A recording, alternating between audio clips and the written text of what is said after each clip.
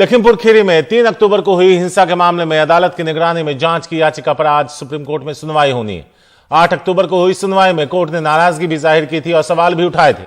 आरोपी आशीष मिश्रा की गिरफ्तारी न होने से नाराज पीठ ने कहा था कि कानून सभी आरोपियों को समान रूप से लागू होना चाहिए। सवाल उठाए थे कि मुख्य आरोपी होने के बावजूद मिश्रा को गिरफ्तार क्यों नहीं किया गया।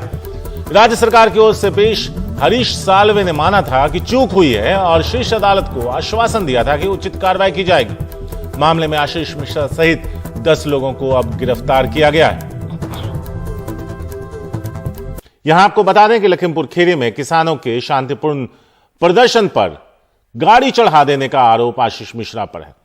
आशीष हमारे साथ वापस जुड़ चुके हैं। आशीष, आप अपनी बात पूरी करें, अगर आप शुरू से बता पाएं तो ज्यादा बेहतर होगा।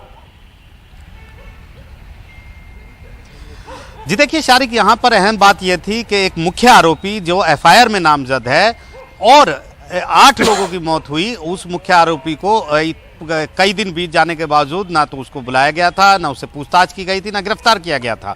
सिर्फ एक समन भेजा गया था, नोटिस चिपकाया गया था घर पे और कहा गया था कि आप पेश होइए। ये बात सुप्रीम कोर्ट को काफ़ी नागवार गुजरी थी और सुप्रीम कोर्ट ने कहा था कि क्या आप बड़े संगीन मामलों में भी इसी तरह व्यवहार करते हैं, क्योंकि एक हाई प्रोफाइल यहाँ पर आरोपी है तो क्या उसको समन देकर आप नोटिस जारी करके बुलाएंगे, आप गिरफ्तार क्यों नहीं करते, सीधा सीधा गिरफ्तार कीजिए।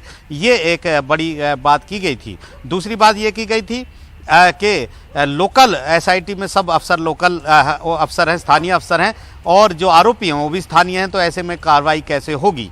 तीसरी बात ये थी कि यूपी सरकार को कहा था कि जितने भी सबूत इकट्ठे किए गए हैं इस पूरे मामले में उनको संरक्षित किया जाए, किसी भी तरह से वो डिस्ट्रॉय ना हो।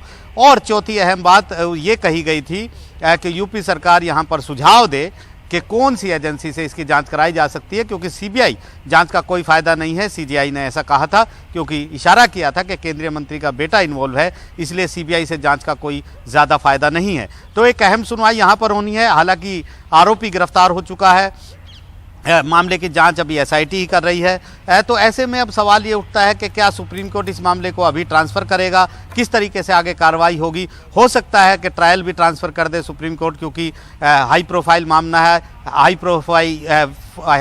प्रोफाइल जो आरोपी हैं। और ऐसे में अगर लखीमपुर खीरी के जुडिक्शन में इस मामले का ट्रायल होगा तो निश्चित तौर पर वो निष्पक्ष नहीं होगा, ऐसा लोगों का मानना होगा। तो ऐसे में एक विकल्प ये भी है सुप्रीम कोर्ट के पास कि वो ट्रायल इन्वेस्टिगेशन के साथ साथ यानी जांच के साथ साथ ट्रायल भी जो है वो कहीं ट्रांसफ़र कर दे। लेकिन देखना होगा कि आज सुप्रीम कोर्ट का रुख क्या रहेगा और यूपी सरकार क्या दलीलें रखेगी अपनी। जी शुक्रिया आशीष, आप हमारे साथ जुड़े और आगे भी हम आपके पास वापस लौटेंगे जब कोर्ट में सुनवाई होगी। तो देखना होगा कि सुप्रीम कोर्ट का आज का रुख क्या होता है और राज्य सरकार आगे क्या दलीलें देती है।